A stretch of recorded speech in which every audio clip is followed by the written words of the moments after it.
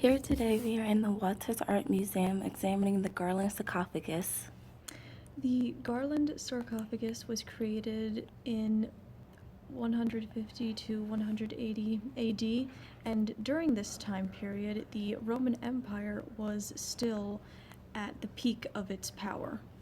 And the rulers during this particular time period were Antonius Pius, who ruled from 138 to 161 AD, and Marcus Aurelius, who ruled from 161 to 180 AD. The Garland sarcophagus can be traced back to a workshop near the ancient quarry of Dokimia and Pargia in Asia Minor, known as present-day Turkey.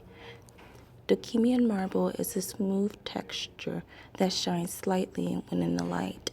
Its color can be described as a tan, creamish hue.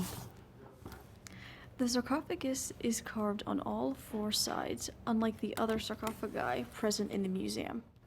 The placement of the figures in the images create a continuously flowing design. In each of the four corners there are ringed goddesses holding up ends of the garland. Look at the depth of these figures. They look as if they're floating out towards you. Indeed. Look at their garments. It's more as if they're blowing in the winds as they're slowly coming towards you. And even better, look at the positions of their feet. One is coming out forward as if they're ready to land, and the other is back. On the short end of the sarcophagus is a facial portrait of Medusa. For her hair is curled in a way that represents snakes without really depicting them. On the elongated sides of the sarcophagus, you can see three facial portraits. The one on the left is suspected to be a deity. One that the family of the deceased probably worshipped. Indeed, while the one on the far right is the image of a young girl. It is suspected to have been built for her.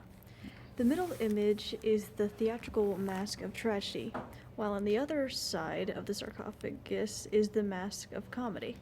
This shows that in Roman culture, theater was a big influence. This also shows it could have been a big influence on this family. On each side of the mask is Cupid holding up the garland. Both the cupids are facing inwards towards the mask while also looking out towards the sky. The sarcophagus lid has the shape of a temple roof with a pediment at each end. The bottom of the sarcophagus is filled with geometric shapes of various patterns throughout all four sides.